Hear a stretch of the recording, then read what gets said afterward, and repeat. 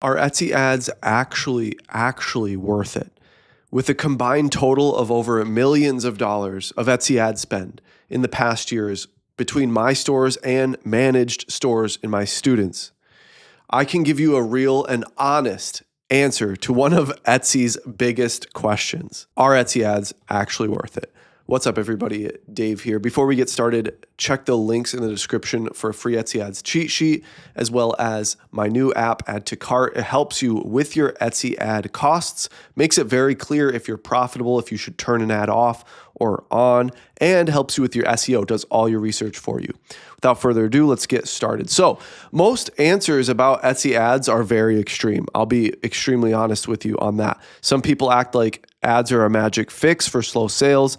Other people act like Etsy ads are always a scam and never work. So it's always like, never ever do Etsy ads, or you can do great on Etsy without any Etsy ads, or that you just turn them on and it works. It's neither of those. The truth is that it's more specific than that. And if you don't understand the variables involved, ads can speed up your losses instead of helping you. How do I know? I've tested this with real money, mine and students. Millions of dollars between thousands of stores. I've seen the proof. I've seen the results. I've seen the reality of Etsy ads. So let's get started. Ad fact number one, your listing quality determines whether ads help or hurt. Most are Etsy ads worth it questions, or answers rather, miss the real issue. The answer depends on three things: listing quality, conversion rate, and product margins, among some of the biggest things. There's others, of course. If your listing is not or cannot convert organically, ads will not save it. They will just help you lose money faster. If buyers are already responding to your listing without ads, then ads can amplify something that is already proven. But if your photos are weak, your offer is unclear, or buyers are not clicking and converting in the first place, then paid traffic usually just exposes that weakness later. With organic, it's free, so you don't know if something really sucks. But with ads, if it's not converting, you're going to feel it in your wallet. So ads don't fix a broken listing. Ad fact number two is it's not set and forget. Most of the naysayers, not all, don't get me wrong, not all, that will bash Etsy ads are inexperienced Etsy sellers that tried it once and rage quit. Plain and simple. It is not a set and forget platform, period. You have to know your numbers. You really have to know your comfortable cost per conversion, how much you're willing to spend to get one sale and profit. You have to know your organic sale profit margins. You have to know all that. That something that I really cared about greatly when building AddToCartSEO, the app that I just launched, is it tells you those numbers. It was one of the biggest things that Etsy sellers miss all the time. You have to have clear boundaries. You have to turn off certain listings once they go over thresholds in spend. Some platforms are set and forget. eBay, for example. It lets you pick a percentage of the sale you'll give eBay from the sale, but you only pay when it sells. Etsy is not like that at all. You pay per click. You have to have a plan. You have to know what, why, when, and how. So it's not set and forget. You have to really, really know what you're doing, why you're doing it, your specific numbers, all that. If you guys want to build your own website outside of Etsy, I highly recommend Everbee Store. They have a builder that is extremely intuitive, very customizable, and you can import your listings from other platforms, and you can have AI do it. They also have templates, of course.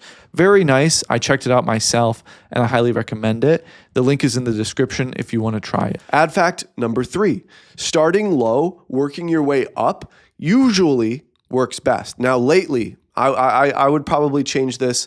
I wrote this about 15 minutes ago. I would change this upon second reading, usually to most recently works best, because this was the setting change that recently surprised me the most. The best results didn't come from highest budget cap. Better results came from when the max daily budget sat closer to the actual average daily spend. So it's when you're inching your way up as it spends. You just start slow and you move up slow too. Moving up slow can go fast as long as you're seeing it hit your daily spend. That can go fast too. Don't get me wrong, maxing the budget and sending it to the moon can still work. I've seen it work. It still works. Only in certain circumstances. You have to have a killer product. You have to have a lot of demand, a great click-through rate, And you can't just be selling a freaking mama bear t-shirt. Okay, sorry. However, I have seen sellers that have a low budget that spends all of it every single day, profitably inch their way up in $5 to $10 increments only after the budget spends 80% or more each day, do the best in the long run. Less turbulence, stronger growth. That's what I'm calling nowadays the low budget Etsy ad strategy. You start low and you inch your way up. I've got a few videos on it.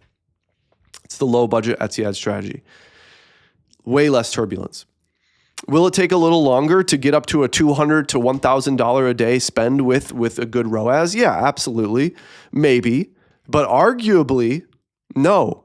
If you can't get your high budget to spend anything, then you're going to be fighting it for longer than if you're just inching up slow and surely, tortoise versus the hare kind of thing.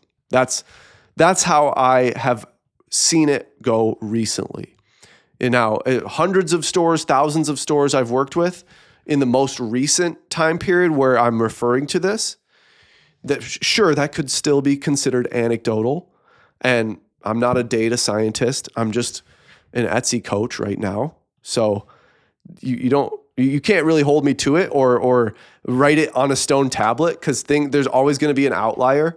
There's always going to be somebody commenting, that didn't happen to me, it happened another way. Whatever it may be, that's fine. But when are Etsy ads worth it? They're worth it when your listing already converts organically, or when your margins can absorb the cost per conversion, or when your main photo is strong enough to stop the scroll. When do Etsy ads burn money? When you have low quality listing photos, untested product with no sales history, no real strategy, no idea of actual numbers. Etsy ads don't fix broken listings. They amplify what is already working or already broken.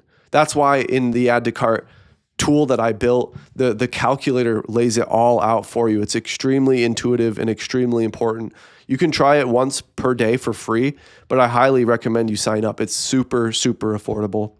In the meantime, let me know what you think in the comments below, and I hope you have a beautiful day.